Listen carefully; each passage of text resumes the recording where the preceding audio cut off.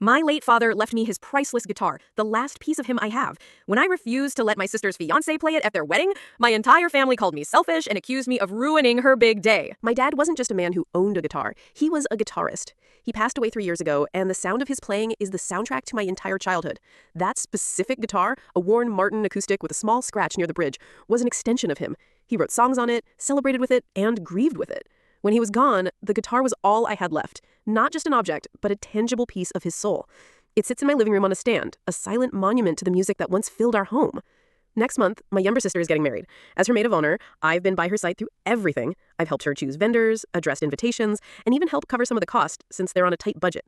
I want her day to be perfect. A few weeks ago, her fiancé Mark pulled me aside. He said he wanted to do something special to honor our dad at the wedding, and asked if he could use the guitar to play a song for my sister. My stomach instantly sank. I politely, but firmly, said no. I explained that the guitar is incredibly precious to me, very delicate, and I'm terrified of something happening to it. I offered to help him rent the exact same model. I even said he could have the real guitar there, on its stand, and he and my sister could take photos with it. I thought it was a fair compromise. I was wrong. Both of them got incredibly upset. Mark accused me of being spiteful, and my sister started crying, saying I was making her wedding all about me. It would mean so much to have Dad's guitar there, she sobbed. It's like he'd be part of it. The conflict didn't stay between us. It spread through my family like wildfire. My aunt called to tell me I was being selfish and withholding a piece of my father from my sister.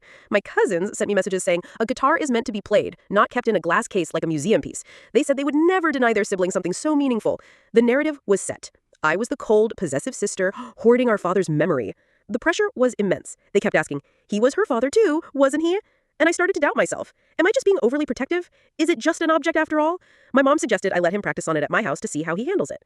Everyone was offering solutions, but none of them understood the real problem. They don't know the whole story. They don't know why I can't let Mark touch that guitar. It's not about the wood or the strings. It's about the day our father died. After the paramedics had left and the house fell into an unbearable silence, my sister was in her room, completely broken. I was in the kitchen, numb. Mark walked into my dad's music room where the guitar was resting on its stand. He looked at it, then looked at me, and said with a casual shrug, well, I guess I'll be taking this. He won't be needing it anymore. He actually reached for it. I had to physically step in front of him to stop him. He laughed it off, saying he was just making a dark joke to lighten the mood. But I saw his eyes. It wasn't a joke. In that moment, he didn't see a precious memory or the last remnant of a man he supposedly respected. He saw an expensive instrument, an upgrade, an opportunity. My sister never knew he said that. I never told her because I didn't want to tarnish her image of him in a time of grief. So now, when he stands in front of me asking to honor my dad with that very guitar, I don't see a loving tribute. I see a performance. I see a man trying to claim a trophy he tried to steal on the worst day of our lives. This isn't about sharing a memory. It's about protecting it from the one I know for a fact never valued it in the first place.